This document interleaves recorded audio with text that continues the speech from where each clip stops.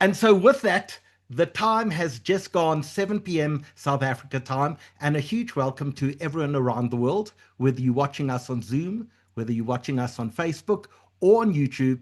It's a great privilege this evening to be joined by a very illustrious panel of some of the greatest creative minds that have ever come out of South Africa. So a big welcome to all of you. On controls tonight is Dylan Berger. Hello, Dylan. How are you doing? Good evening, everybody. Hi. This is my highlight of the year. I love this webinar. It's really is. It's a Yay. special treat every year. Hi, Dylan. Hi, Dylan. Melusi, that advert you just spoke about from Telkom, unreal. I can't wait to YouTube it afterwards.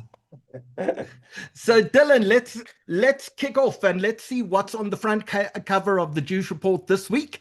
The latest edition is out. If you haven't picked up your copy of it, strongly suggest you either go pick up a hard copy or go have a look at it online.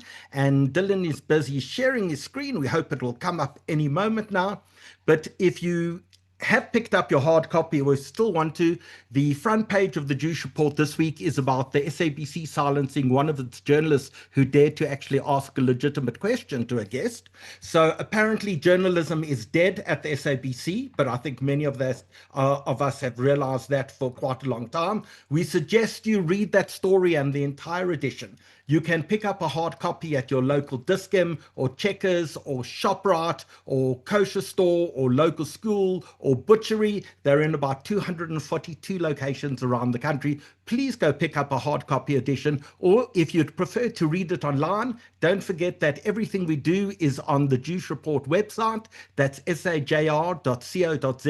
You can either download the full edition or alternatively, you can look at each individual story. What was quite a milestone for us, we had 220,000 unique views on our website last month. We also had more than 1 million people hitting us on social media. And of course, our email database goes out to close to 1 million emails per month at the moment. So it just understands the amazing reach that we as a small community have in South Africa and very much around the world. Don't forget our webinars are all available. They're all recorded every week. The same questions, or each time the same questions are answered. Where can I get a copy of? Well, the answer is you can either go onto the Jewish Report website page and click on the webinar banners, or on our YouTube channel. Everything is there. Of the 186 we've now done and been watched in excess of 6 million times, you can probably get about 183 of them available. The ones that are not available are the ones which had copyright issues because we're discussing music and YouTube blocked those. So you can go and see any of our editions there. Also, if you go onto our website and you decide to download the full edition, we want to tell you that there are two versions. There's an A4 edition, which if you want to print, you can print at home, or alternatively, there's the broadside sheet edition, which is our print edition, but you can actually download either of them. So if you want to download and print, go for the A4. If not, just go for the standard edition. And very importantly, we are in full swing for the Jewish Achiever Awards 2025. This year's Jewish Achiever Awards, the theme is Mzansi Strong. And you have one last chance to nominate people for the Jewish Achiever Awards. We're delighted that we've brought on as our main sponsor this year, Investec, and we're so happy to have Investec on as our main sponsor this year. Our other sponsors are, of course, the Ellerin Foundation, the Ichakovitz Family Foundation, the Lubner Family Foundation, Europcar, and Man-Made Media. And we have another sponsor who called last week, desperate to get in as well. But you've got one last week, in fact, till Friday, 6 p.m. to nominate people for the Jewish Achiever Awards. And we're going to give you a bit.ly link, which I'm going to ask Dylan to post into the chat shortly. The bit.ly link is bit.ly/JAA, obviously Jewish Achiever Awards, 25 NOM. Let me repeat that, bit.ly/JAA 25 NOM. And Dylan will post that into the chat on YouTube, Facebook, and here as well on Zoom. So if you haven't nominated anyone, please do so before Friday. We are absolutely strict. I know at 6:05, my phone is going to start running with people telling me they meant to, they forgot, they sure they did, but they haven't. It's not going to work. So please, everyone, go do your nominations for Juice Achiever Awards this year. Mlu, you were, I think, there last year, if I remember correctly. Yeah, I was there last year. It was Fantastic event. Yeah, it was a lovely event. Look forward to hosting you there again. And with that, Ann Nurock, is this our number 4 that we've done together? I was actually thinking about it. It is the 4th. So, it is the 4th. I've been doing this for 9 years, but I've been doing it with you. This is the 4th year. So explain to those people who don't follow this, other than a place in the south of France, what are these Cannes Lions Awards? Okay, so on the 3rd week of June, every year, 17,000 people come to Cannes, and they're basically coming to look at the best of creativity. It can be TV, digital, print, PR, innovation. They come to have a look at who has won and what are the trends. So besides the awards, there are over 200 speakers. Anyone who's at the forefront of culture. It can be people from like Anna Wintour to Mark Zuckerberg to presidents, prime ministers, and they all talk about how creativity has impacted their lives.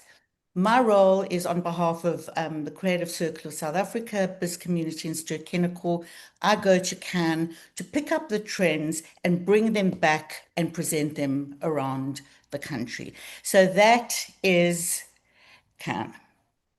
So what we're going to be doing tonight is Anne is going to present the latest trends to us. We're going to open it up to our panel of experts as well to talk about the trends as they see and perceive it.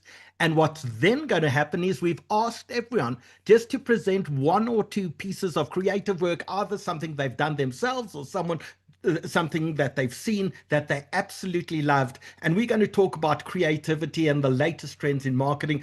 And there are also 2 things that are going to come out of your presentations that we're going to fight and argue over. Everyone is worried about this thing called artificial intelligence. So we need to actually understand how that's going to affect the entire creative industry. And then who do we trust? Who are our trusted sources that can sell us things? And you're going to start by answering both of those questions in your opening presentation. So I'm going to ask everyone else to turn off their cameras. Share. Let me just get my presentation. Okay, everyone else will go on mute and open their cameras, and we'll come back with you as soon as your presentation is over. Okay, can you see my screen? Absolutely. Okay, so firstly, thank you very much for having me back, and thank you to my fabulous panel for giving up their Sunday night. So as Howard said, regarding AI, there was a lot of anxiety and angst at Cannes this year.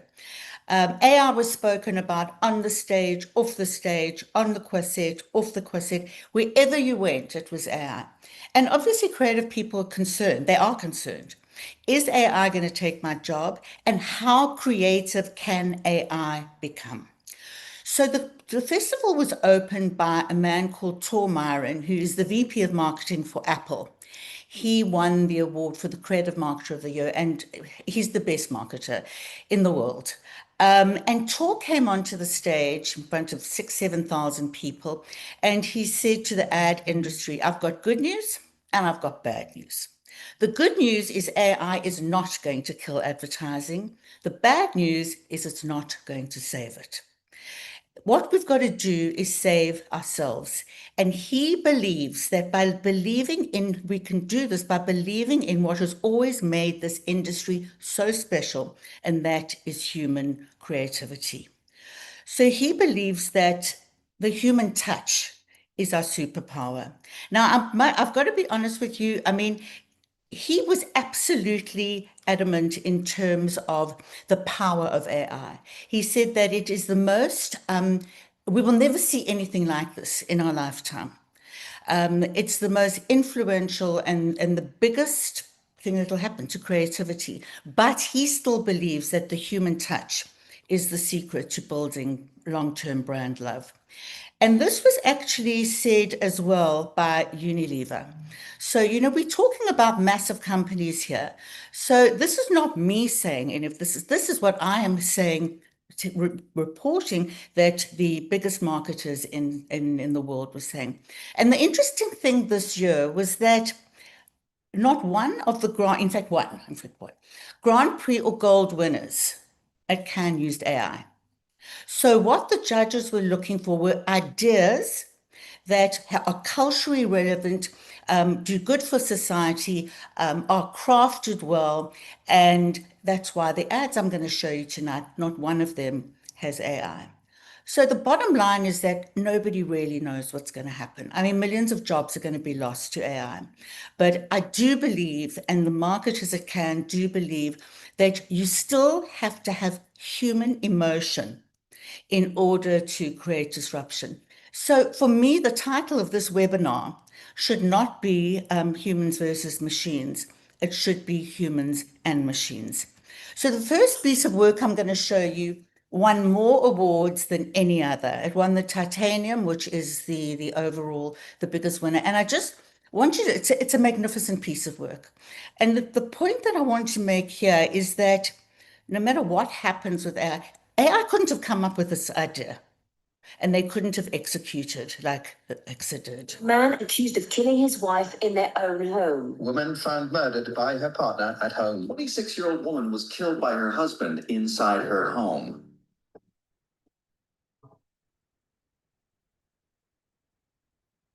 Everyone always asks, why does she stay? Why would anyone stay with a man who beats her?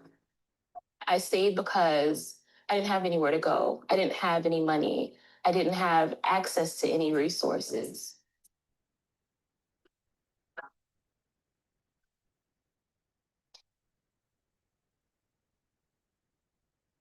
AXA, the leading insurance company in France, changes its home insurance policies.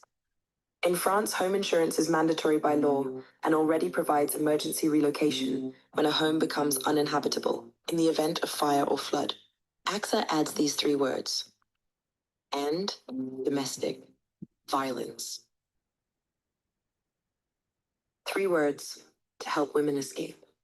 Comme le montre la publicité, cet assureur garantit désormais à ses clients victimes de violences conjugales un relogement d'urgence. La compagnie AXA lance une assurance pour les femmes victimes de violences. Une nouvelle garantie permettant aux femmes victimes de violences conjugales d'être relogées. Le relogement, c'est l'une des... Est-ce que vous vous rendez compte à quel point ça pourrait aider les femmes qui sont dans ce genre de situation? Ça, j'aurais vraiment aimé l'avoir il y a une vingtaine d'années quand j'en avais besoin. When a woman calls the emergency number, she's immediately relocated. A driver picks her up and takes her to a safe shelter together with any children. She also receives free psychological, legal, and financial support to help her find long-term solutions. Cette garantie est accessible à toutes les femmes sans payer plus. Même si le contrat n'est pas à mon nom. Même si le contrat n'est pas à votre nom, absolument. This clause has been included in all 2.5 million AXA home contracts, with retroactive effect.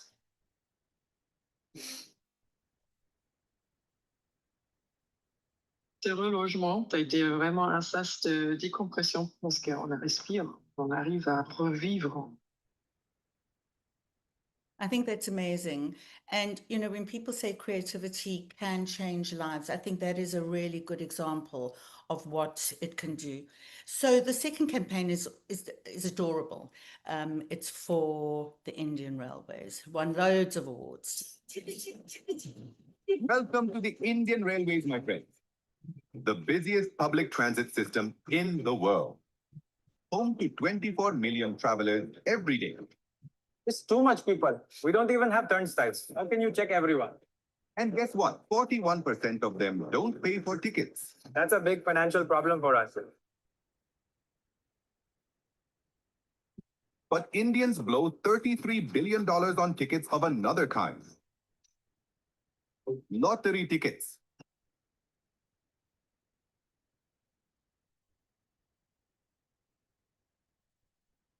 Indian Railways presents Lucky Yatra, turning every train ticket into a lottery ticket.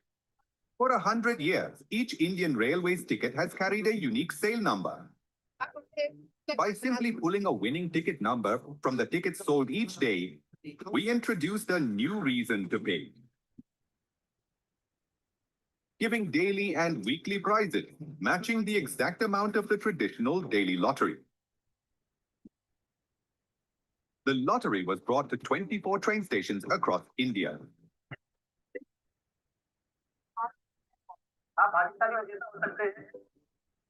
There's a chance to win money every day. It's exciting. Now I keep my ticket safe. Anybody can get lucky.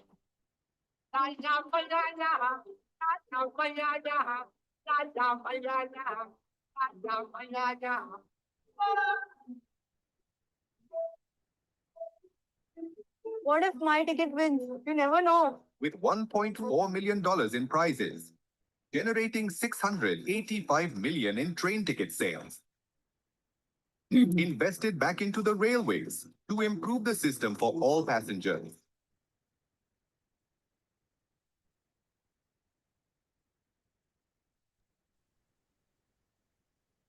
Forever changing the world's biggest railway system. Sorry, guys, Howard's just told me you can't hear the music. So I'm just going to stop sharing. So Howard, just help me here. So if I go back to share, I can't hear you. If you click share again, Yeah. before you click on what you want to share, it should give you the option to share sound and also optimize video. Okay. Click both of those. And I think it's really worthwhile just to show that last one again, because it's such a spectacular concept. And I think it does lose something without the music. Absolutely. Okay, so I'm going to show, just please God at work. Welcome to the Indian Railways, my friends. The busiest public transit system in the world. Home to 24 million travelers every day. It's too much people. We don't even have turnstiles. How can you check everyone? And guess what? 41% of them don't pay for tickets. That's a big financial problem for us. But Indians blow $33 billion on tickets of another kind. Lottery tickets.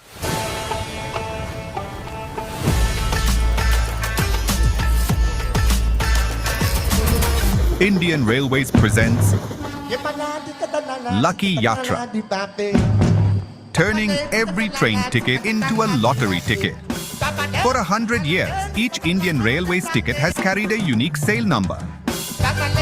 By simply pulling a winning ticket number from the tickets sold each day, we introduced a new reason to pay. Giving daily and weekly prizes, matching the exact amount of the traditional daily lottery. The lottery was brought to 24 train stations across India.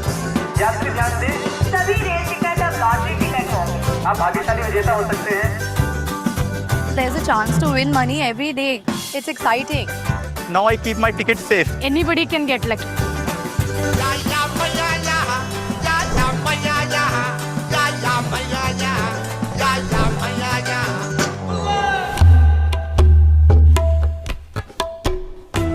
What if my ticket wins? You never know. With $1.4 million in prizes, generating $685 million in train ticket sales.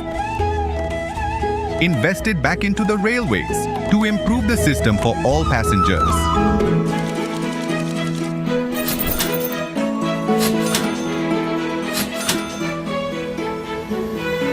Forever changing the world's biggest railway system. I love that. Okay, Mark Pritchard is the Global Marketing Director for Procter & Gamble, one of the biggest companies in the world.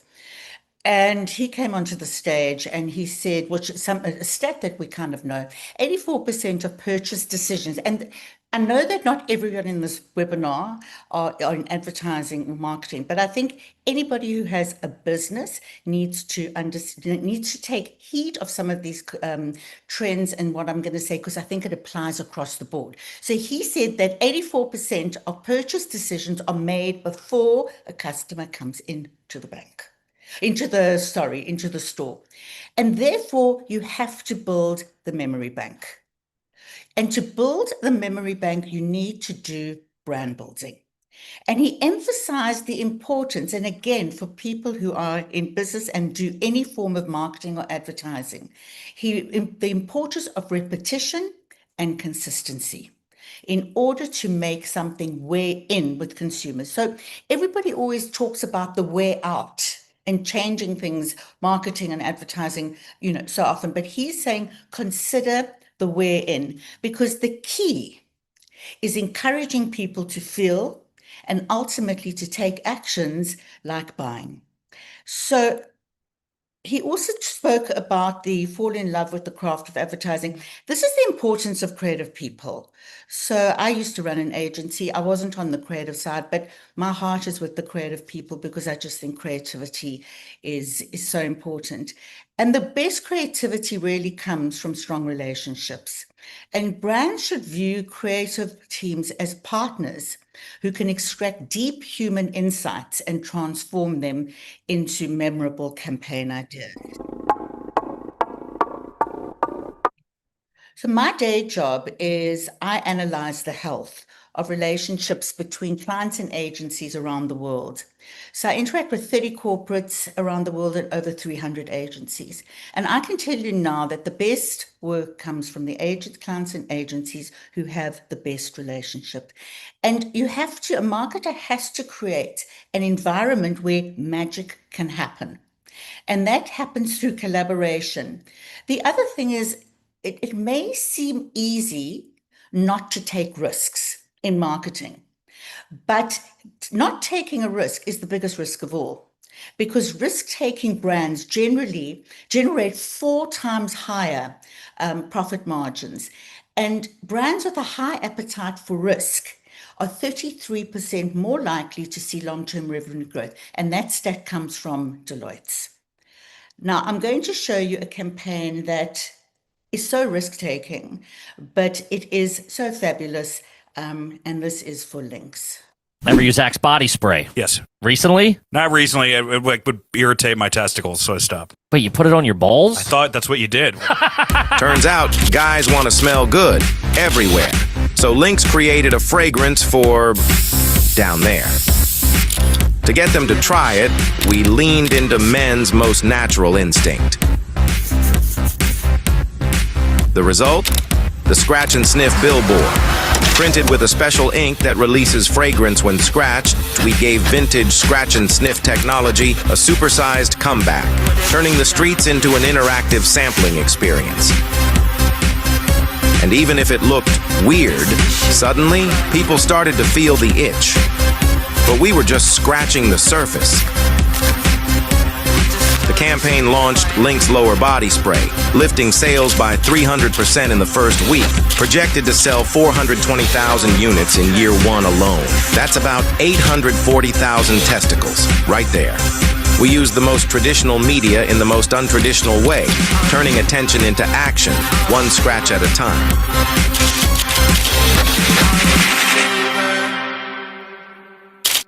I love that. I think that's very, very good.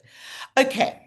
So I think after humanity, which everybody kind of felt was the main theme at Cannes this year, the other one, which some people actually may say was the biggest theme, was the creator economy. They flew hundreds of creators and influencers into Cannes. These are young people who do content creation. And this was a stat given by WPP Media that 180 billion there's going to be 180 billion in revenue by the end of this year on the creator economy.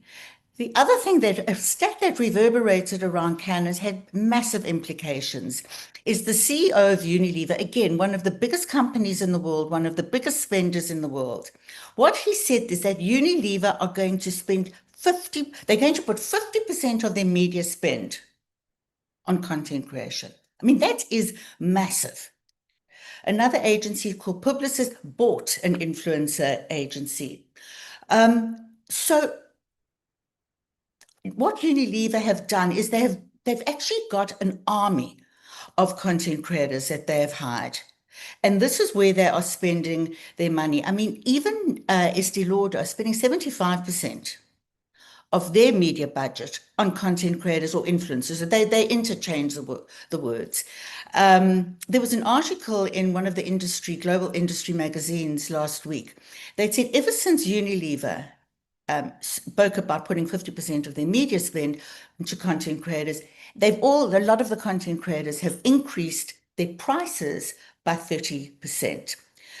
So again, this was another endorsement by YouTube. And this is the part that for me is the most important. And I think this is also the part that Howard was referring to in terms of why is this working? The main reason why is that these people talk to particularly Gen Z, who are impossible to reach in terms of marketing. They talk to them like humans. These ads, these content creation ads, spotlight real people and real stories. And there was a very interesting article that I read yesterday on LinkedIn that was talking about, and we saw this at Cannes, none of these content creators or influencers are big celebrities. And in fact, a lot of them have less than 50,000 followers. But the fact of the matter is that they are authentic. And that is why Gen Z, who hate advertising, and marketers really struggle to get to them. Now 60% of them say that they will watch creators work. They know these people are getting paid, but they don't care because they see them as real people telling real stories. So a lady from TikTok actually said, you know, in what feels like a gold rush, because it is like a gold rush, brands need to move fast. Because particularly in a world where so many of the people hate advertising, these content creators and influencers are so relevant. So what they did was spoke about how do you create a sustainable influencer marketing strategy. So people watching this webinar, again, if you are using influencers, if you're using content creation for any business you're in, these are the things that you need to remember. You need to build a community, not just content. So during the pandemic, creators evolved from mere content creators to building communities. And obviously, you've got to select influencers who are genuinely engaged and connect with your target audience. Now, this stat was really fascinating. It was corroborated by AB InBev, SAB, who I was lucky enough that they invited me to their Cannes wrap-up. And they spoke about this as well. And I did a presentation to Red Bull 2 days ago, and they corroborated this as well. Basically, only 14% of creator ads are watched past the first 3 seconds. Therefore, you have to put your brand up in the first 3 seconds of an influencer or content creator ads. 53% of brands currently don't do this, and they're wasting money. So this is counterintuitive to what marketers do on television, where they don't want the brand there all the time. But in terms of content creation and influence, the brand needs to be there in the first 3 seconds. The other thing is, obviously, you've got to allocate a media budget, but you've got to be very careful. Whose profile are you building? The brands or the influencers? And then you've got to treat these people as a dependable source, and you've got to build long-term relationships with them, because this is kind of your new medium, and you need to have, as I say, long-term relationships with these people. I'm going to show you an ad now that won 3 Grand Prix. It was a collaboration for Ogilvy, Johannesburg and Singapore, and it won so many. But the thing for me that is just so incredible is that they've taken an old, unsexy brand like Vaseline, and look what they've done in terms of getting sales increases. Just rub a bit of Vaseline on it and it will last all week. Use Vaseline for your dog's dry nose. By adding Vaseline to my cuticles before painting, this prevents it from getting on my skin. I want to see if eating Vaseline helps with my skin. TikTok has become one of the most alarming in terms of setting trends that are unsafe. Filtering out the good advice to some dangerous recommendations can be tricky. For the first time, our scientists tested viral hacks in the lab. Hacks that worked were officially verified, and dangerous ones were unverified. I made a video showing a hack of how I look after my beard using Vaseline. Vaseline said, okay, let's test it out. And they took it to the lab and it works. I'm verified. We're taking this to the lab. We're getting scientists involved. I made a silly video showing this hack years ago, and now it's been officially verified and turned into a brand film. My Band-Aid hack has been verified. The official trophy box from the team at Vaseline. Thank you very much to Vaseline for making my hack verified. This may be my proudest award yet. Get your cuticle care. Buy your leather revivers. Click on my shop. My Vaseline runner's hack. I'm officially a Vaseline dealer. It's Doritos Extra Flaming Hot, spreading a thin layer of Vaseline, providing a protective barrier between your lips and the spice. You take a little bit of Vaseline jelly and rub it in a non-uniform way around your lens. And presto, the ultimate Hollywood classic photo hack.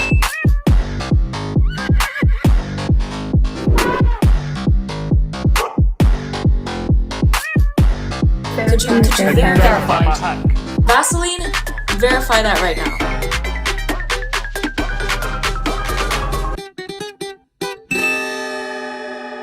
Do you know what 43% increase in sales looks like in money for Vaseline? It's quite an amazing campaign. I spoke earlier about when Mark Pritchard spoke about consistency and brand wearing, but there's a man called Professor Mark Ritson from Australia, and he spoke about consistency in any brand message versus fragmentation. And he gave some interesting stats, like consistent brands are twice as likely to report profit. And then these about distinctive emotional ads, what they achieve. And then he spoke about, there is a risk right now with all these content creator ads and influencer ads that brands are not going to stick and have consistency because they are changing based on these influencer ads. So what does a brand do? They've got to develop at a creative level, a campaign as a system of ideas, big platforms that can enable imaginative repetition. So a big strategic campaign that you can repeat in different ways. Then this was spoken about as well, and you have to then support that by lots of littles. So you have your overarching brand campaign and then lots of littles, making sure that your brands appear in the right consumer niches. That's also where you get your content creators.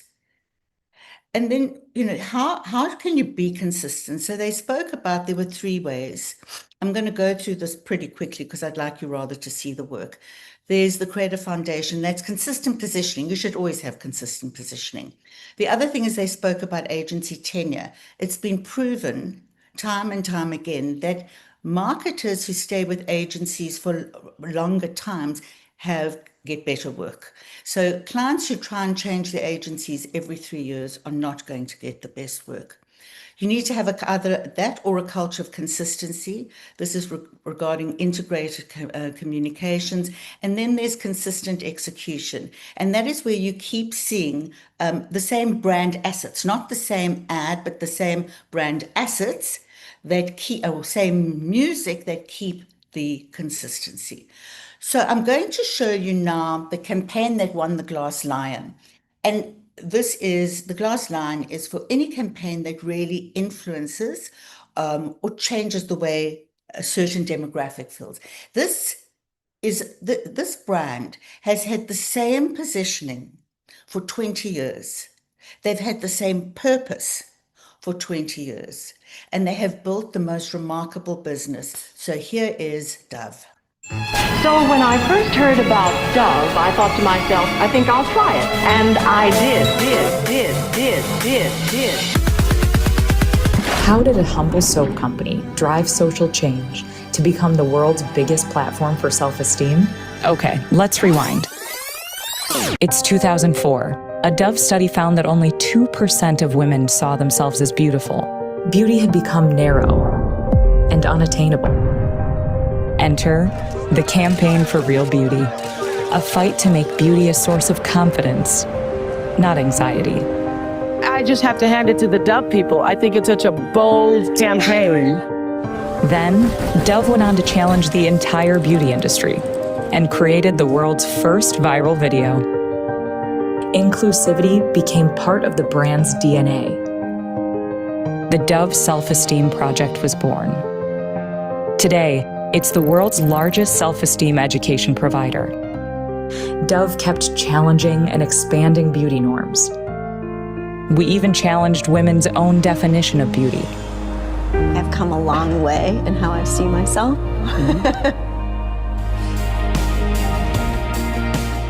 Dove took action, fighting for communities and for those who fight for us. Dove fought for change in legislation. The legislation is called the Crown Act. That would make it illegal to discriminate against Natural hair. Passing laws in 27 states and counting. Dove took on damaging filters and toxic influencers and fought for a world where everyone can see themselves. Along the journey, a humble soap bar drove social change and transformed into a $7.5 billion platform. The world's most inclusive brand as voted by women in 2024, and into an unwavering ally to help our future generations find confidence in their real beauty. And they've had the same advertising agency for over 20 years. The next one is also quite good, I mean, actually very good with consistency. Last year, they won a Grand Prix for Out of Home, and they had a similar purpose to what they have now, but just a different type of execution. So here is Pedigree. This isn't just any old dog. It's a caramelo, Brazil's favorite dog. The star of memes, videos, songs, even a petition to feature it on our money. Despite all that, Brazil's most popular breed isn't officially a breed. The caramelo is considered a vira-lata, a mutt. That's why it's by far the most common dog in Brazilian shelters, a lot less likely to be adopted than purebreds. So, if what they lack is a pedigree, who better to give it to them than Pedigree? Introducing Pedigree Caramelo, an initiative to give caramelos everything the so-called purebreds have. We started by asking a Brazilian superstar to enter her caramelo in a dog show.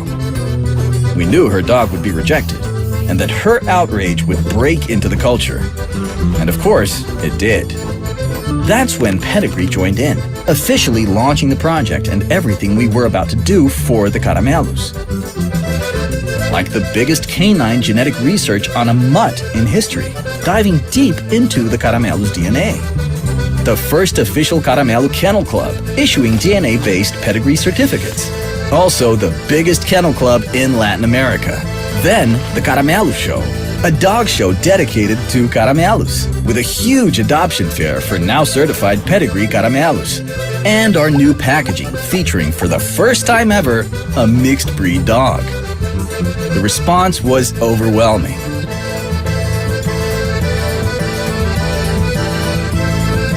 Not only did people side with us, but also the world's largest purebred dog organization, the FCI, which announced that from now on, caramelos would be allowed in their shows. And that's not all. We turned the most common mutt into the most adopted breed in Brazil. So this is really transforming not only the way people will see caramelos in Brazil, but also the way we approach brand building for Pedigree in Brazil and all over the world. And that's how we became Pedigree, the official food of the caramelo. So gorgeous. So this next campaign has got nothing to do with any of the trends I've mentioned or anything. It's just, I love it for what it is. Changing the name of the Gulf of Mexico to the Gulf of America. The Gulf of America. What a beautiful name. Big change for anyone who uses Google Maps here in the U.S. The Gulf of Mexico has been renamed the Gulf of America. Wow. I know. Breaking news, Google has now updated all their maps from Gulf of Mexico to on Google Maps now. Gulf of America. I seriously couldn't. Wait, what? What? Gulf of Mexico? It's a business pin? Who did this?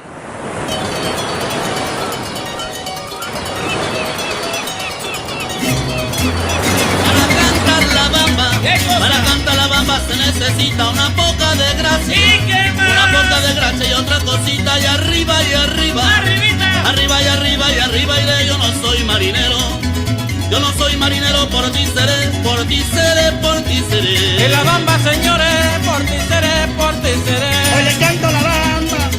Hoy les canto la bamba con sentimiento, melodía que naciera. Heineken México habla del Golfo que el presidente Donald Trump ya renombró a Golfo de América. Allá arriba, allá arriba, allá arriba iré, yo no soy marinero. Yo no soy marinero, por ti seré, por ti seré, por ti seré. Cuando canto la bamba me siento...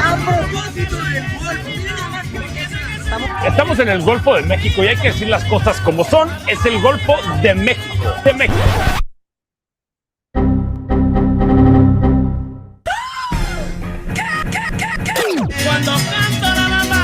Cuando canto la bamba me siento ufano porque sé que es el himno, veracruzano. Arriba y arriba, arriba y arriba y arriba iré. Yo no soy marinero, por ti seré, por ti seré, por ti seré.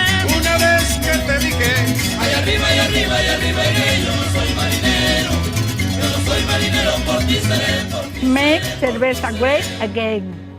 Que se vaya a chingar su madre, Trump. Amen to that. Okay, so this was presented by a man called Fernando Machado, who used to be the marketing director of Burger King, and Burger King used to win every single award going. And then he left and things aren't, the creativity is not as good as it used to be. But he's a marketer, and he came onto stage to talk about the 7 deadly sins of marketing. So again, with the audience that is here, I think you can apply these deadly sins to any supplier you work with. It's just, I think there's some very good insights here for any situation in business. First of all, the first one is vanity. This is when you think you know better than anyone else. The temptation of a new broom coming into a company, wanting to sweep clean the brand's heritage in marketing, changing the agency. Respect your brand's heritage. Secondly, there's sloth. And this is when you delegate everything, decisions, to research.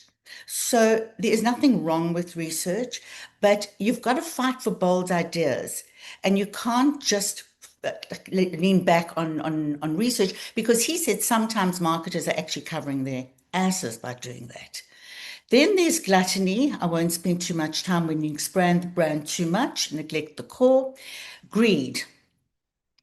This is when you aim for immediate return on investment. I want the money, I want the profit, and I want it now. And this is where the importance of brand building comes in, and building the memory bank. So we call this short-termism. So performance marketing and short-termism is necessary, but it cannot be at the expense of brand building. And then envy is when you ask somebody or an agency to do something like another brand. So it's really lazy. And pride, when you, this is interesting, when you're working with the best people. So you've hired an agency, you have A-grade creative people, and you have A-grade directors when you're making commercials. Leave them alone. Let them get on with their work. That's why you're paying them. And then the one that really gets to me, particularly because relationships have never, ever been as important as they are now in a world of AI. And so marketers need to be hard on the work, but kind on the people. Because bashing creative people is not going to work. In fact, bashing any supplier is not going to work. People operate best when they're motivated and they're inspired. So now I'm going to show you, as Mpume and I were saying earlier, South Africa didn't have its best year at Cannes. Mpume is going to show you an award that Joe Public won a bit later, but this is a gold that we won. And this was a collaboration between South Africa and Thailand. And it was a new agency called Bananas working with KFC. This is a very polarizing campaign. It's something that I love. Not everybody will, but have a look. You'll never forget it at Eat Cake. One girl CCP ต้องจัดเค้กฉลอง เธอถ้าทุกอย่างกลายเป็นเค้กคงตลกดีเนาะ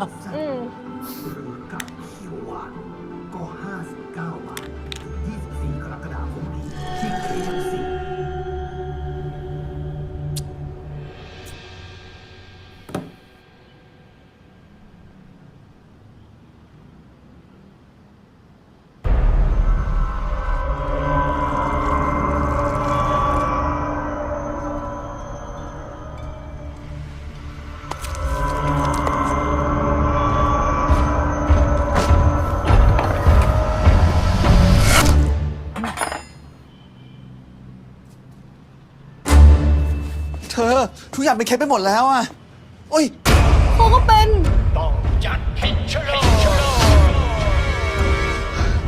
ไม่ต้องห่วงเขาไปเลยหวานแต่ว่าไปเลย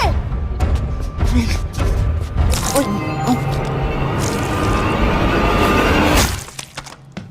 อย่าลืมวิ่งแซมเขานะ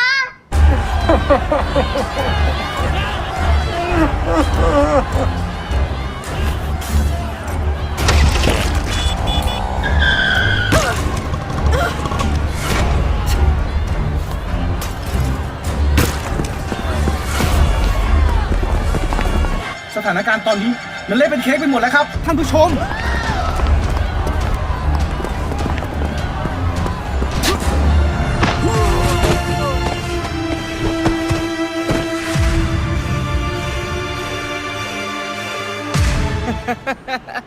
ทุกอย่างกลายเป็นเค้กไปหมดแล้ว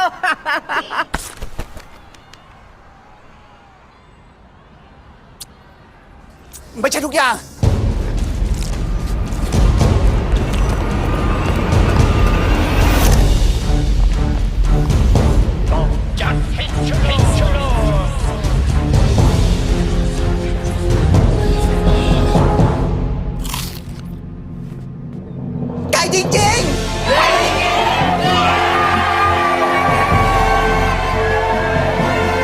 จะฉลองทั้งทีต้องไก่ KFC. So the marketing director from KFC was at Cannes with us, and he was just talking about how effective this ad was. It was hugely risky, but it worked. The business results were truly wonderful. So this is a campaign that I adore because it didn't have a big budget. Have a look at IKEA. People know IKEA for its meatballs and for billy bookcases, but for mattresses, not so much. In North America, some people don't even know we sell mattresses. So to remind people that you can get a great sleep on an IKEA mattress, we needed to target people who couldn't sleep. But we couldn't just make another ad. So in the middle of the night, we slid into their DMs with just 2 words. By the way, you up means more than just you up. It's when someone texts you late at night because they're looking for the goods. They want to sleep with you. And that's kind of like the booty call, man. Yep, it's a booty call, and we sent it to 3 million people. And when they replied, we gave them a mattress discount. IKEA just slid into people's DMs in the middle of the night and their stores got flooded with customers. It was a stampede. Like, imagine getting that from IKEA. That's so smart. Super smart. This is a brand that knows how to be discerningly cheeky. So cheeky. We even sent you up messages in real life by putting billboards next to apartments in the middle of the night. We turned DMs into a brand new medium all over the world, from Canada to Norway to Poland. IKEA is not just selling a mattress here, they're also connecting their brand to a real everyday problem. IKEA reached out to the customers. That's next level, and it builds connection. Very, very connected. then something crazy happened. We started the first ever mattress war. Now we have the mattress wars. I love this. The number 1 mattress seller responded. Then the number 2 mattress store responded. And then Durex slid into our DMs. And PR did. Ew. But we didn't reply. We were too busy selling mattresses to people who didn't know we sold mattresses. Advertising works. Go to sleep. Absolutely brilliant. So I'm sure a lot of you, most of you, watch Succession. So you'll recognize the lead actor in this campaign. But the reason why I love it as much as I do is that the brand is featured throughout the ad, the campaign, and also the proposition, the brand proposition comes across so well. So have a look at Uber Eats. Sir, parents are over there. Good. Mine are dead. Cox, freshman. Oh, this is your ID. It's also your room card. Yeah, Okay. School's good. My roommate, my roommate is Brian Cox. You, out. Oh, I'm sorry. This is my room. No! So he's intense. I don't think he's really here for the college experience. My name's Alex, and I'm doing a double major in art history and political science. You'll make a great barista one day.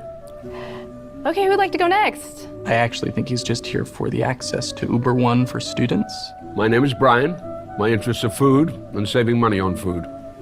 And Brian, what are you majoring in? What is this? 20 fucking questions?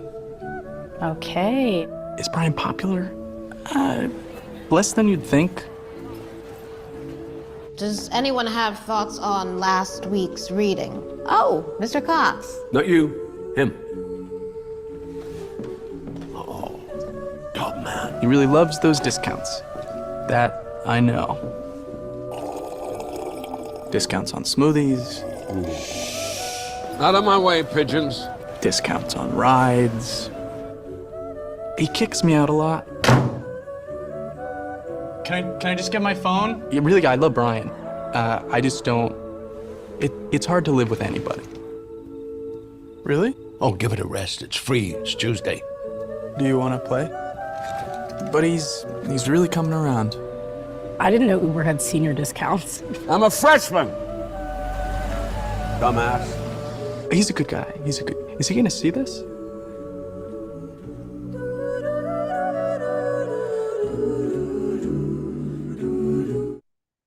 So what I'm going to show you now is my favorite campaign from Cannes.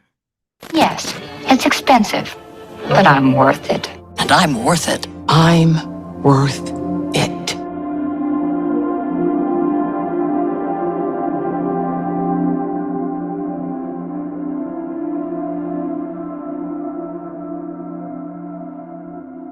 Because I'm worth it. I wrote that.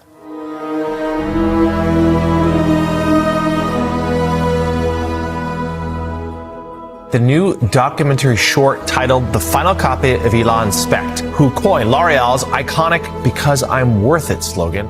In the 60s, the ads were often made from a male point of view. We were given an assignment. L'Oreal, they wanted a campaign. The agency insisted on a male voiceover. She uses the most expensive hair color in the world, preferenced by L'Oreal. It was wrong.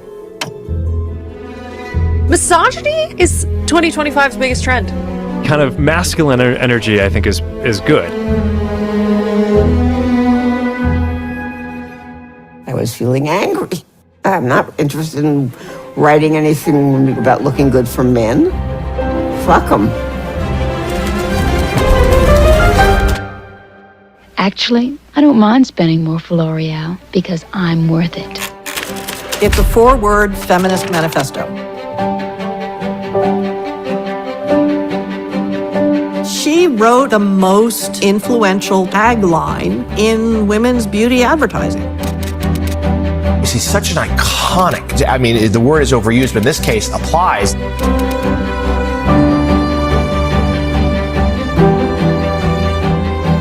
Before watching this beautiful film, I didn't actually know very much about the feminist origins of the slogan. I'm not interested in advertising. I don't give a shit. It's about humans. It's about caring for people because we're all worth it or no one is worth it. So I'm coming to the end of the presentation and I want to talk to you about LVMH. So LVMH's global brand officer came onto the stage. She was actually the jury president of the luxury category. So every year at Cannes they have a luxury, it's pretty new, luxury category. Last year Loewe won it, and this year LVMH won it. And she spoke about what LVMH do with all their marketing. And basically at the heart of everything is creativity. They want to give consumers unforgettable experiences. Remember, this is a company that has 70 brands. So going from Louis Vuitton to Sephora to Dior, there are a lot of brands that they have to focus on. But what they always want to do is surprise and delight their customers. And they talk about the 4 C's of marketing for them: craft. Everything has to be exceptional. They design an iconic product. They use the best materials with the utmost attention to detail. Again, in a world of AI, this is it's so needed to see great craft by real people. Secondly, as I said, the customers who they want to excite and delight. Creativity is at the heart of everything, and they have to be at the center, at the forefront of culture. So this is the final campaign I'm going to show you. This won the Grand Prix for LVMH, and have a look at what they did for the Olympic Games, where they changed sports marketing forever. Olympic Games, the most watched sports competition, is also the most ad-regulated event. According to the Olympic Games rules, advertising is not allowed in competition areas, making sponsors invisible in broadcasts. Unthinkable for LVMH. So when we became a Paris 24 partner, we went beyond advertising to become a creative partner. We crafted the games to embody our group's mission, the art of crafting dreams, showing the world what our partnership claim, artisans of all victories, meant. This is the partnership that changed everything. LVMH changed what a sponsor could achieve by introducing a new co-producer status. We changed every ceremony. Dior dressed the artists for their performances with haute couture creations. Berluti outfitted every French athlete with tailor-made suits. Louis Vuitton reinterpreted its iconic trunks to hold the medals and integrated them in a dedicated sequence during the broadcast. We changed the celebration of each victory. Chaumet crafted the medals like a jewel and set fragments of the Eiffel Tower in their center. And Louis Vuitton delivered them to every athlete on a unique signature tray. LVMH changed the games into a stage for performance, creativity, and elegance. LVMH, a premium sponsor of the Olympics. It's the first deal of its kind for a luxury brand, and the empire of LVMH is truly everywhere here.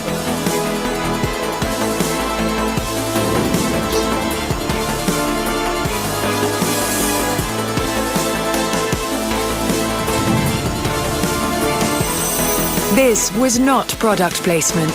This was not sponsoring.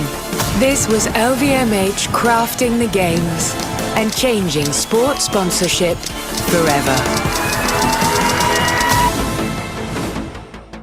And then when you think you'd seen it all from LVMH, anybody who's been to New York lately will know that this is their flagship store on Fifth Avenue, and they're renovating it. So they've moved to a temporary location, and they've clad the whole thing in their Louis Vuitton fabric, well, the design. And that's it. Thank you. Thanks so much, Anne. That was absolutely fascinating. If you can stop sharing your screen, I'm going to ask everyone else to turn on their cameras and their microphones. And let's talk about what was the most impressive part of everything that we saw. And maybe we start with Mpumi. Tell me what you loved most of all. What I loved, Howard, is that the work was done by humans. It wasn't done by machines. It wasn't done by AI. It is, that's the power of human creativity, the power of brain, power of imagination, and that's the work that works. So that's what I loved about Anne's presentation. Thanks, Anne. Pleasure, Pooms. And Malu, what resonated most with you? Which of the ads or which of the campaigns found a home in your soul?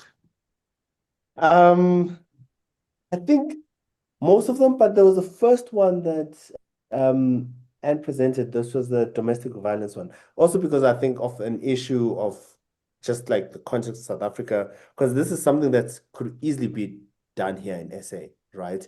And when brands can just do such amazing, impactful, and real solutions to problems that everybody can face, for me, that is the true test of creativity and the power that we have as brand leaders, whether it's creators or marketers, is you can tackle like massive issues like that with an idea. And that's, for me, I absolutely love that idea. And in previous presentations that you've done, there've been a lot more social justice type ads than is that because we've seen a waning of that, or is that just in the choices that you made for this year? I'm really pleased you asked that. So, purpose used to be the biggest thing for years. And then people got wise on it, because what brands were doing, they weren't really delivering real purpose, because that has to be integrated into the brand. There was greenwashing and so purpose lost its shine. And for the last 2 years, there's been hardly any purpose-driven ads. This year, there were some, like AXA, but they were all about doing good for people. It wasn't about NGOs. It wasn't about just charities, because that's what happened in the past. And it just became a platform that people abused. So there was purpose, but much more related to the brand and consumers. Ronald, if I can ask you, a lot of the things that we've seen tonight have been campaigns, but we haven't seen an actual one piece of work or a single advert that seems to have, and there were exceptions, of course. There were things like the KFC, maybe the Uber Eats, that was a very effective one-off advert. But this isn't so much about adverts, it's about campaigns. Are we losing the shine of kind of the one-off advert as the flagship for a campaign? Well, I think also it's the way we look at the way we digest and receive advertising now. It's not like it was, where it was a one-off and you watched something and there it was and then you had that. Now that there's so many platforms and media is so fragmented and you're all over, you have to think of ideas in terms of like the bigger stage, where everything's going to have to be shown everywhere. So it's not really about the one-off anymore. And I'm sure that Uber Eats too had many variations across every platform of that. So yeah, I think the one-off ad spot is, I would say, is kind of over those days. Absolutely. And to our panel, have we in fact seen social media change all of this? You don't have to flight stuff on television anymore. You need to be on Twitter, and you need to be on TikTok and Instagram and Facebook. Has this changed the way we're actually producing ads? Is this changing the way, how much money we're pumping into production? Mpumi, I see you nodding. Tell me what you think. No, so I'm quite fascinated by media spend versus production spend. And about a couple of weeks ago, I wanted to check how much has changed in terms of advertising that's been placed on television and on social media. And 50% now of the media spend is spent on social media, believe it or not. So South Africa spends about 42 billion rands in media, and 50% of that is on social media. But that doesn't mean that we need to lose the production values, because that is where the magic lies. If you put a terrible piece of work against a big media spend, it means you have done nothing. You've actually wasted that money. So production values are very important despite the media channel. So one of the key takeaways of Ann's input is the fact that social media influencers have become crucial. Yeah. Now she continuously corrects me because I mention names that make her cringe, of the famous celebrity social media influencers, and Ann says, you get that wrong. No one's interested in Kim Kardashian. She's not an authentic person who's going to decide what makeup I'm going to wear. She's not going to appeal to the Gen Z in terms of real authenticity. It's changed. She used to, but not anymore. That's what I'm saying. So, Mpumi, tell me, in South Africa, who are the people that we're listening to? Who are the rising social media stars? Who are these influencers? And are we seeing that same effect in South Africa? My goodness, Howard. I'd say, well, I'll reference one of the days where I used to be, we used to work on Revlon. It's a beauty brand, and we did use influencers quite a lot. Who are those influencers? My goodness, they vary. I don't even want to mention names, but I don't be shy. We used to use her quite a lot in the beauty space. But yeah, they varied, but it's not Kim Kardashian. Are these the teenage girls who are putting on makeup in front of the camera, and that's who other teenage girls are relating to? I mean, I know if I see someone standing in front of a car, that probably has very little impact on me. But the sort of influencers that do impact me, for example, are the travel influencers. I'm following their trips to Bhutan and to Bangladesh, and like they're the influencers who appeal to me. But within the South African context, are we seeing this exact same thing, that we don't have to have a Boiti because she's a celebrity? It's the micro influencers that have become more important. Right. So they in social influencer marketing, they talk about macro influencers, micro influencers, nano influencers. So it depends really on the scale of influencers you want to use, and the type, I suppose, the type of followers that they have. So they categorize them in that regard. So Malu, who do you look to for your fashion sense? Mostly you, Howie. I can show you. I'll show you what I'm wearing. That's not the box. You see, this is. I want that. No, but like, just to tap on that, like on terms of like influencers and who people are looking to and looking at, I think Ann touched on this quite a bit earlier on. There's a shift towards community marketing versus one person. So the time where one person had a voice to tell us all what to do, I think that's changing, right? Now it's a matter of like, we're all the same, we're all equal, and we all belong to a certain community, and this is what we're doing. And sometimes you come across those kind of people, and brands then plug onto those individuals. And I think the days of brands stealing from communities and influencers, those days are gone. Now it's more about brands, more than anything, embracing and spotlighting those influencers. So putting somebody's face on a billboard or a campaign, and then you think that works, that's done. Right now, it's all about, does your story really connect to my story? And it doesn't matter where you're from. Like, there's some people on TikTok that have got 1 million followers. I'm like, who are you? Like, where do you come from? And just their stories connect better than their popularity. And that's what people are looking for these days, connection versus anything. So I read a really interesting article, and I think I passed it on to Howard and to Ronald last night, where TikTok is becoming the new marketplace, where people actually, and particularly young people, so it wouldn't be somebody like me, people are actually buying products because of TikTok and through TikTok. And that's where communities and these micro influencers have such an appeal, because they are persuading younger people to buy the product through their campaign, their ad that they do for a particular brand. And that is what's influencing sales a lot more than just the traditional going into a store. Of course, I'm morally obliged to say, and of course you are the TikTok generation. Now, I asked each of you to provide a few pieces of work, things that you've loved or things that you've been involved with. And Mpume, we're going to start with yours. Do you want to kind of key up for us what you've asked me to show tonight? Yes.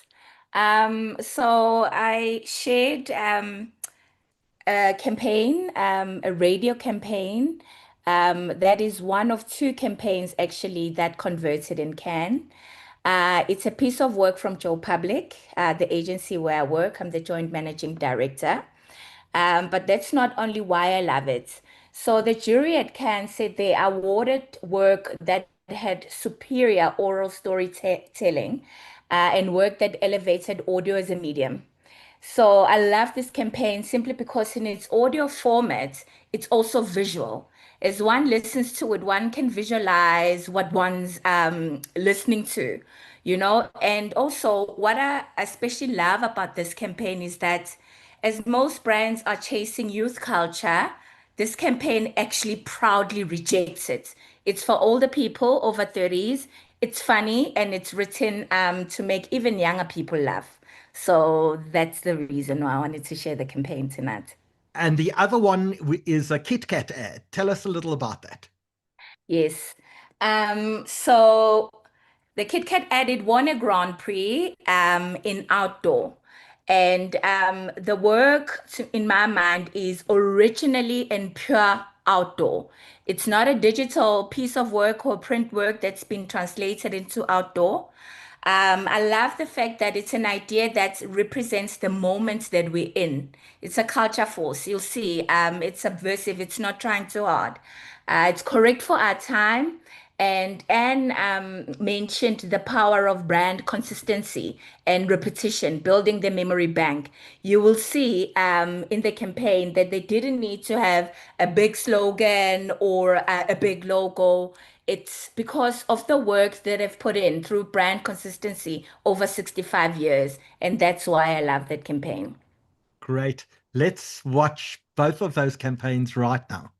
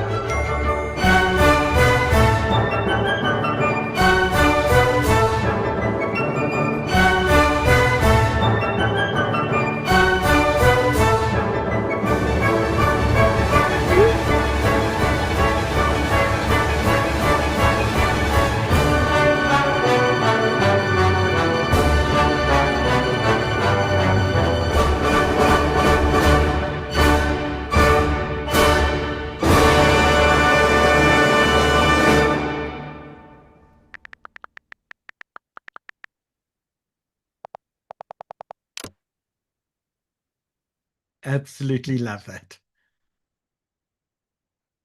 Here are 3 of the radio spots. If you say what's Gucci, my savage, instead of just saying hi, there's a beer for you. If your career plan is to make it big in cryptocurrency, instead of getting a job, there's a beer for you. If you wear glasses, but can see perfectly without them, there's a beer for you. If you rock up at the club in a bulletproof vest over your clothes instead of a normal vest under them, there's a beer for you. If your favorite genre of music is vibes, there's a beer for you. If you don't wear Crocs for comfort, but you wear them for how many of those plastic animals you can stick on them, there's a beer for you. It's just not a Hansa Pilsner. Sorry, gents. We're brewed for a man with a little more life experience. Hey, but you'll get there someday. Hansa Pilsner, not for persons under the age of 30. If you say what's Gucci, my savage, instead of just saying hi. Sorry, let's get on to the second one. If you've ever referred to yourself as a brand, there's a beer for you. If your clothing size is 3 sizes bigger than your actual clothing size, there's a beer for you. If the hardest challenge you've ever faced in your life is on TikTok, there's a beer for you.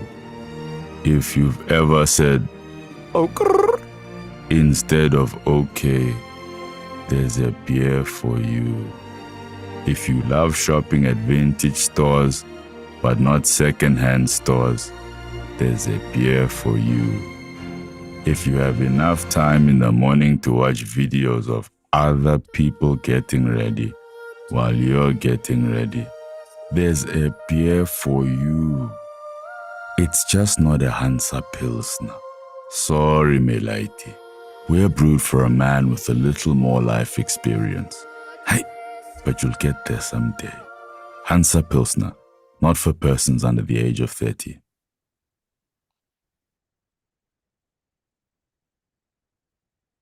If you say spill the tea when there's no tea in sight, there's a beer for you. If you watch 3-hour videos of people playing a computer game instead of playing the game yourself, there's a beer for you. If you call an outfit a combo that's communicating, there's a beer for you. If you stand in long queues to be in a VIP lounge when you can be a VIP in your lounge, there's a beer for you. If you buy expensive sneakers but never wear them, there's a beer for you. Also, what are those? If you can't fall asleep without listening to a video of someone speaking like this, there's a beer for you. It's just not a Hansa Pilsner, Hadima Benten. We're brewed for a man with a little more life experience. Hey, but you'll get there someday. Hansa Pilsner, not for persons under the age of 30. If you say spill the tea when there's if you wear glasses that you can see perfectly without them. Mpume, I absolutely love that. You're telling people you don't want them as your customer. It's a very brave ad. Thank you. It's just so great to see radio creativity at that level. I mean, radio you don't see as much today. Yeah, and the shame is that South Africa, was the best radio market in the world. We Grand Prix and gold, and the last 2 years, last year we won nothing. This year, Joe Public won bronze. I think they deserve gold for that. But yeah, we've really fallen out of that category badly. And of course, Mpume, I hope people notice that's not for sale to people under the age of 18. It's not for sale to people under the age of 30. We want adults drinking our beer, not kids. And can I just ask, and this may be opening up a whole can of worms, but do you think Cannes goes through years where they favor different countries, because I know this year there was so much attention to Brazilian creativity and that was so celebrated. Do you think that there's something in that where, like, there's waves of different like popularity toward different places. Because you talk about South Africa dropping out and dropping off and not performing like they usually do. Why? What? I don't know. It's interesting asking that because Brazil has been flavor of the month for the last 3 years. They really are. They were the creative country of the festival again. I don't know. It's interesting. I think that there was some work that was entered in Japan by South Africa that really deserved to be awarded. I mean, Joe Public's Chicken Licken work is magnificent, and it translates anywhere in the world. And I don't know. It's a very hard question to answer, and the answer is I don't know. I think, Ronald, that's a very good question because I've worked with some of the Brazilians, some of the Argentinians, and obviously South Africans around the world. But I just think the Brazilians are intentional about Cannes. They like that is their World Cup. It's not like they wake up one day and say this is what we're going to enter. Everything, strategy, what category, like it's what they live and breathe. And so when you do that, you probably are going to win. You are so right. And the other thing that they do, that the creative circle needs to do, is they all back each other, the South Americans. Yeah. They're all backing each other. They're not going against each other in the jury rooms. Yeah. And they also produce the most amazing case studies. You know, case studies, 50% of winning. And we don't do great case studies mainly because we don't have the money to do case studies. But you're right, Brazil, they are completely and utterly intentional. It's a complete mission for them. You're 100% right. Yeah. So, Ron, we're now going to move on to your two works that you submitted. Tell us what we're going to watch. Howard, there were a lot. I know there were a lot of pieces. Okay, shall we play them and then you'll talk about them? Yeah, exactly. Do you have them? Yeah, you do. Great. Bad Bunny frenzy is alive. The Puerto Rican powerhouse is taking the world by storm. There's a floating island of garbage in the middle of the ocean right now. Yeah, I think it's called Puerto Rico.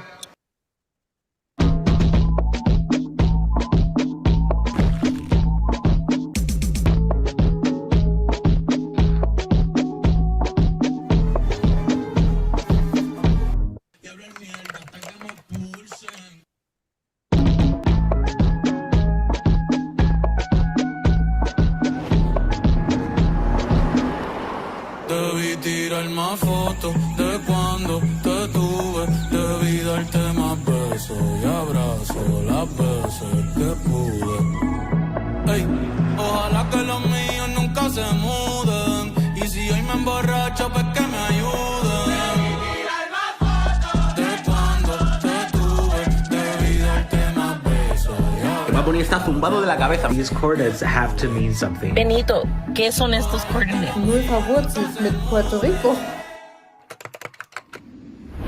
Puerto Rico. Como Bad Bunny va a ser rey del pop, ey, con reggaeton y dembow, ey, con reggaeton y dembow, sí. I need you guys to help me out here. Que para mí suena muy como una canción de Bad Bunny. Voy a llevarte pa' PR. Voy a llevarte pa' PR, mami, pa' que veas cómo es que se perrea. Tráete a tu amiga si te gusta la idea. Dile que esta noche vamos a janguear. Tan chulería. Benito is a genius.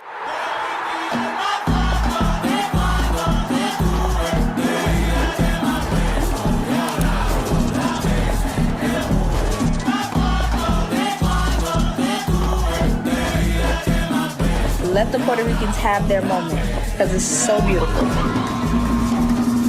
De PR para el mundo. Gracias por el amor. So let me say, if you are watching that and there's a glitch somewhere along, you know that YouTube has in fact banned us for copyright because of the playing of that song. But we'll see what happens. Okay, so I mean, when I watch that, I'm moved. I think when I first saw it, I maybe had a big lump in my throat and I wanted to cry because it so moved me. Because he was doing something so amazing. I mean, he's the biggest pop star in the world, and he brought it home, and there was this authenticity.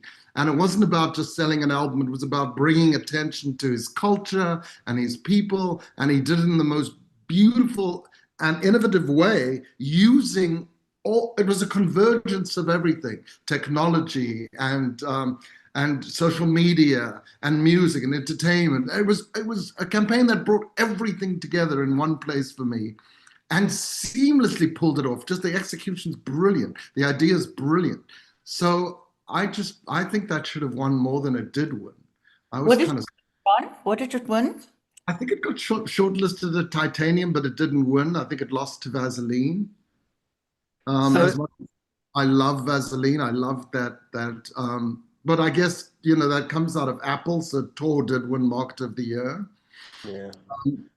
So Ronald, you submitted another one. I want to show it quickly because I think it's also a fantastic ad to show.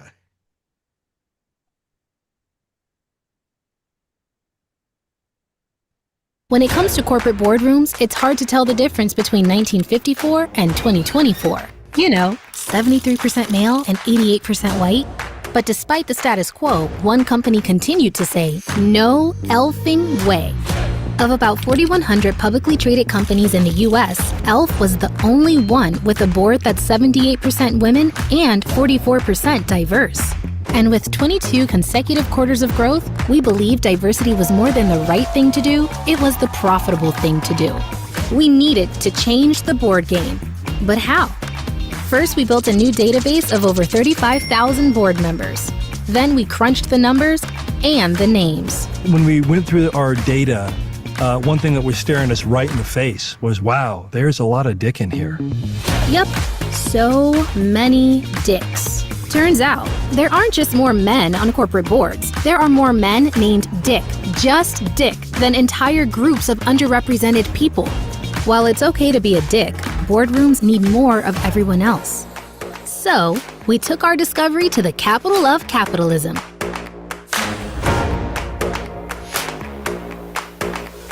So Many Dicks became one of the most viral campaigns of the year, generating buzz from the boardroom table to the dinner table. I'm really glad to see one of my favorite brands doing cool shit like this. I'm a dick, and I approve this message. Dick to female power gap is 34%. That's wild.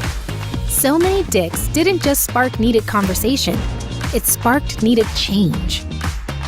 Our ongoing partnership with the NACD has already led to successful placements on boards. And our not-so-white paper linked diversity to profitability for the first time ever. So Many Dicks launched a movement that's just beginning, with over 40 partners joining our mission to change the board game. I wish I could tell you that this was hard. It wasn't. All it took was intentionality and putting that intentionality in action, and that's all we're trying to encourage other companies to do. Unbelievable. Yeah, this is so smart. I mean, it's a cosmetics company, and you don't see a single lipstick in that. It's such a great brand building idea. Again, it's a data-driven idea that just, again, tech is involved, but also the way they executed that. And it became such part of the conversation, a cultural conversation, that it's just such a very, very powerful idea, well executed. Also, I'm sorry it didn't win as much as it could have or should have. It was shortlisted again for Titanium, I believe. I don't understand how it didn't win, hey, because I went to Cannes this year, and the pillars at the Lumiere Auditorium were full of this campaign. It was so engaging. So yeah, it's bizarre that it didn't convert. It's magnificent. All along the Quasset. I mean, it's just, and I think E.L.F listed on the New York Stock Exchange 2 days ago. With what's her name, Justin Bieber, Hailey Bieber. I think she's involved with it. But it is amazing. I mean, it should have won. It's a great piece, but I also think there's reasons why some pieces. So, for example, Titanium. I think I'm Worth It won Titanium. Am I wrong, Ann? Say that again. I'm Worth It. The campaign. Did that win titanium? Titanium, it may have been shortlisted. AXA was the one titanium. Titanium. So sometimes it's about who you're up against. Like you put this in another year, probably is going to destroy and win. But you put it against something like an AXA, could never win again. It's tough. It's tough. And those are sometimes the hard draws you get as a creative. You're like, I wish I entered this a year before, a year later. And you just, yeah. It should have got gold or even Grand Prix and out of home. And out of home, yeah, definitely. This is an out of home campaign. Yeah. I mean, it's brilliant. Melusi, when I asked you for your work, and I said, why don't we throw in a Super Bowl ad? How many South Africans have ever had Super Bowl ads? Ronald, do you have the data? I don't know. I don't have the data. I have one. Okay, Ronald's got one. Okay, so there may be two of you. Yeah, there may be two of us. I'm sure there may be more, but it's always a thrill. Always a thrill. Yeah. So Melu, tell us what we're going to see. We're going to show your two ads. Awesome. So what you're going to see is, so just quick context in terms of like the first one, the Super Bowl. I don't know which one you're playing first. The Super Bowl one. Yeah, Super Bowl first, soccer second. Okay, awesome. So when I arrived in Miami, so I moved to Miami to go to this agency called David, which we worked closely with Fernando Machado, Burger King. We did a lot of Burger King work, but it just happened by chance. I don't know how, where, or why. I arrived at the same time that they were briefing in Super Bowl for that year, right? And this was one of the first pieces of writing or work that I created. I've always dreamt of making a Super Bowl commercial. So here comes this kid from South Africa, this black kid. He's from Soweto in Nkandla. Howard loves my Nkandla story. And you go to America and you have to make a Super Bowl commercial for Budweiser, right? Middle America, like completely opposite to where I've grown up or interactions that I've had. It was one of the first few times that I realized that big ideas translate. It's all about experiences and what we've experienced. So this spot is called Typical Americans. Just based off, I've never been to live in the States, but I've always known that like this thing about, oh, flip, typical Americans. Everybody calls Americans typical. But once you actually uncover and you dig deep, there are people that are far from typical in this nation that everybody is calling so typical, that you could actually create a wonderful, wonderful piece. I remember the presentation, the first slide to the client was a tweet that said, Budweiser tastes like piss. What a typical beer, right? and that was the honest truth. And the client, Marcelo was like, that actually is true. But then when we say it is, the beer is so far from typical because of what it goes through, and people don't know that. And maybe that's where we need to start, right? And so when somebody labels you something, they're only looking at it from the surface. And so what we need to show people and tell people is the first label they give you is sometimes not the actual label. And so a typical American was born. Let's watch.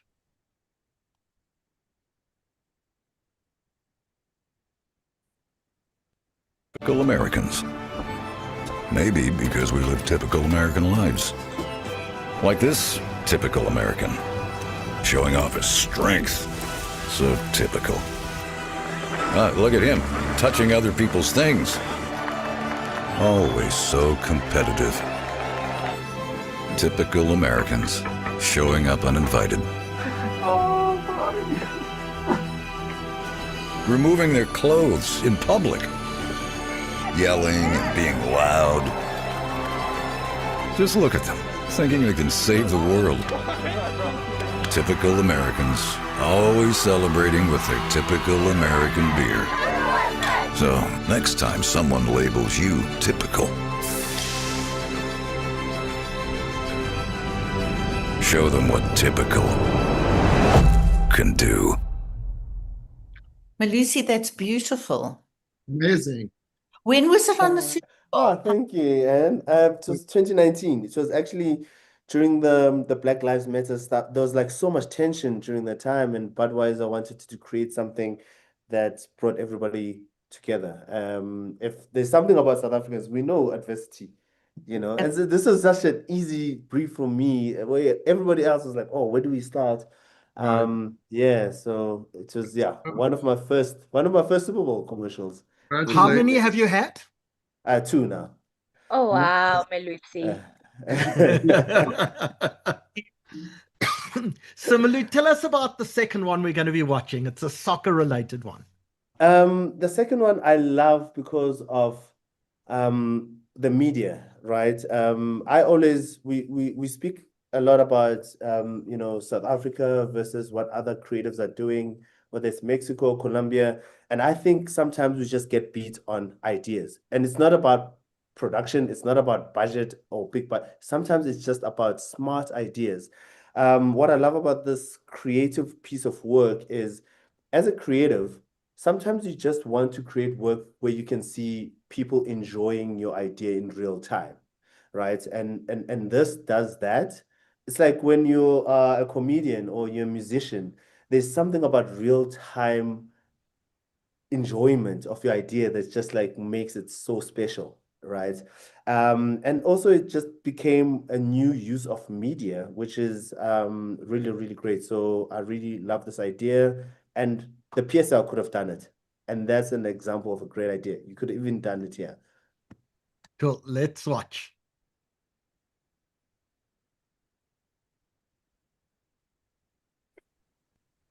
Colombian players are extraordinary, and our goals are celebrated all over the world. Except, well, in Colombia. Lo que se acaba de devorar. No te lo puedo creer. Qué triste es malo. Todos hasta el entrenador. As the iconic sponsor of football in Colombia, we had to bring joy back home. Aguila presents Unofficial Goals. With an astonishing average of 16.8 missed goals per game, we saw an opportunity to make it up to the fans, turning boring and static media into the most fun of all. We created goal-shaped mats that had motion sensors and placed them next to the goalposts. This way, every time a player missed a goal here, fans scored a beer here. Because every unofficial goal unlocked a real-time promotion, redeemable at stadiums, during TV and radio broadcasts. Por eso nosotros gritamos hasta los goles no oficiales. At sports bars. And of course, through e-commerce. Match after match, Unofficial Goals broke sales records. A unique experience that turned boring games into the most exciting ones. Ponen al lado 2 arcos. 2, 3, 4, 5, 6, 6 arcos. Es que son 6 arcos. Y por cada gol no oficial va a haber un 10% de descuento para que pida su frita, cerveza. A simple idea that is bringing joy and interest back to Colombian football. Águila instaló 4 arcos para convertir los goles fallidos en descuentos de cerveza Águila. Increíble, los goles no oficiales nos dicen que la tabla es otra. But it's the league that celebrates the most thanks to Unofficial Goals. Unofficial Goals, bringing joy back to Colombian football, one beer at a time.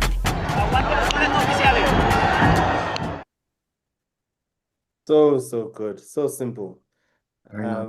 Yeah, I love how you can be a brand that says, why would I sponsor a league that there's no goals, right? So instead of taking that as your problem and saying, no, man, this league is not exciting, you bring something else that makes it exciting. And yeah, even the media is just brilliant. I love that work. So, Anne thinks that I do these webinars with her every year because I love her, which is true. But the real reason why I do it is because I also get to show 2 ads that I love so much. And and not coming out of your industry, I think sometimes there are things that appeal to me as a layperson that maybe don't always appeal to everyone. So I'm going to show you the two pieces that I absolutely adore. Great. Okay. And Annie's very nervous. No, I'm excited.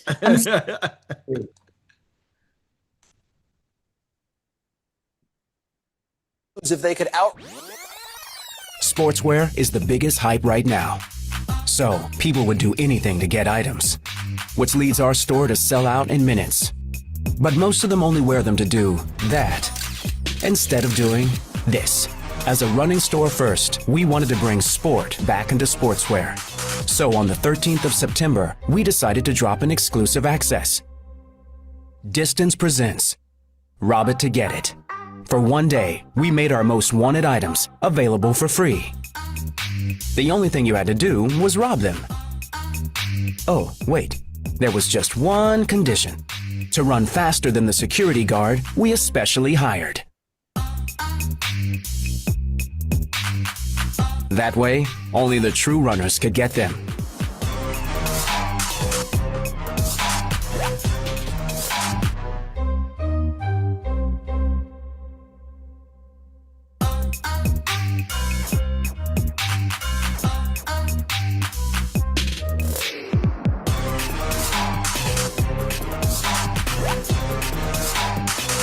After more than 100 attempts, only 2 people managed to get away. But then, things got out of control. A running store in Paris allowed customers to steal shoes. Un bon coup marketing pour promouvoir le sport.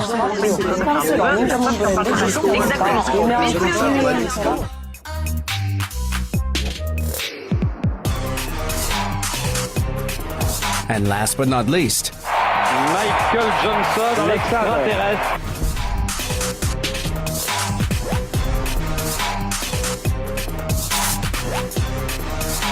all this for the price of only 2 pairs of shoes. Yes, it definitely was a robbery. Wonderful, Howie. It's amazing. I've seen it before. Amazing. I love it. Love it. So good. I'm not sure we should be promoting theft and robbery, but the thing that shocks me most of all about that is, in fact, there were 2 people who outran the fastest runner in France. Yeah. And those 2 people, was it number 98 and 99? Because Lily was tired.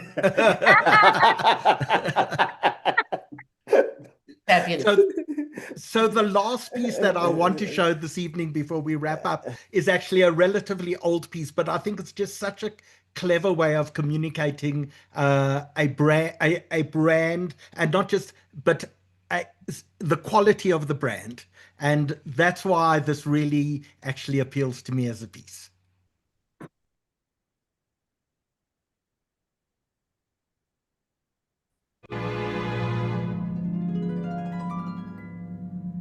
When you're with me, what do you feel?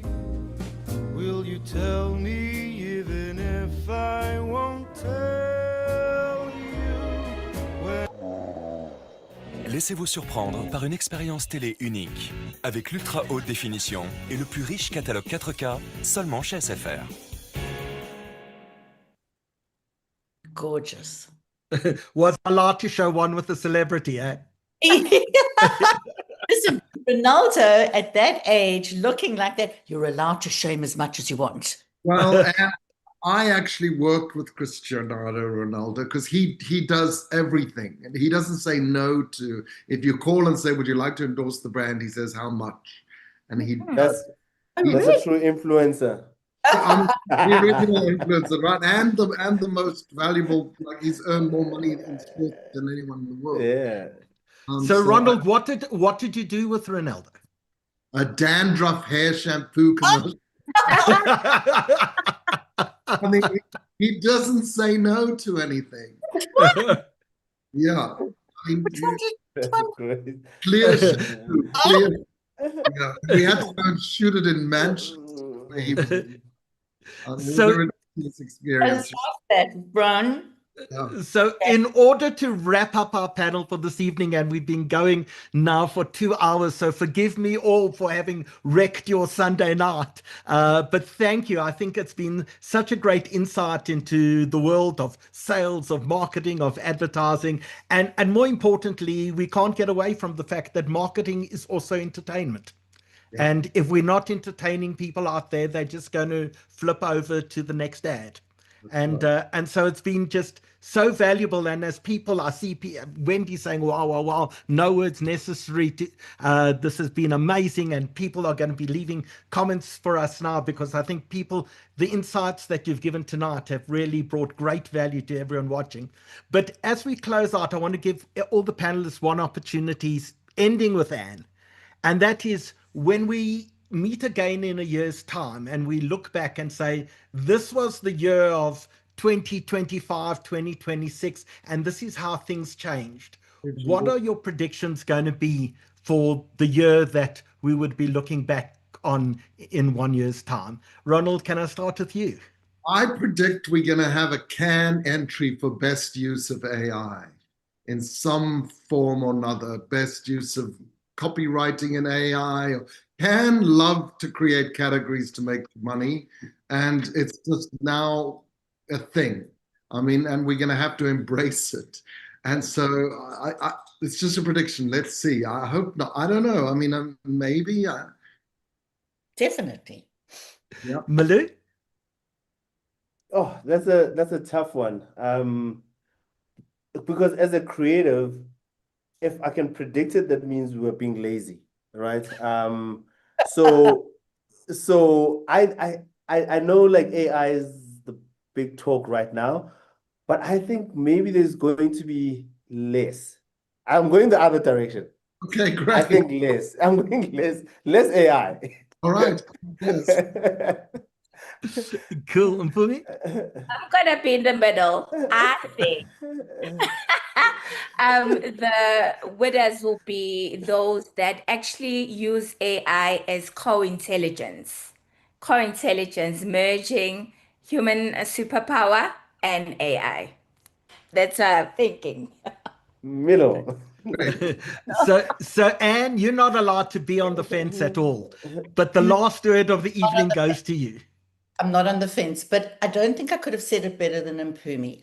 For me, it's about humanity and the human touch, but it's humans and AI. You cannot live in this world today and not work with AI. And the people who are going to lose their jobs are people who don't know how to work with AI. And that's the bottom line. So for me, I just hope next year we're going to look at campaigns from Cannes and completely in our world, and we still see that spark of humanity, that the human touch is still going to make a difference. Of course, there's going to be AI everywhere, but when Melusi said a little bit less than more, Melusi, I'm so with you. And, please, God, please, creativity needs humans, not just machines. So Howie, it's the title next year could be humans and machines, because it's not one or the other. Well, humans and humans. Yeah, or it's all about humanity. Maybe that's our title next year. With that, I want to thank to all the humans who watched us this evening, whether you've been on Zoom or YouTube or Facebook or any of the other platforms that you've watched us on. I want to thank you for spending your Sunday night with us and for allowing us to share some of our views and our insights with all of you.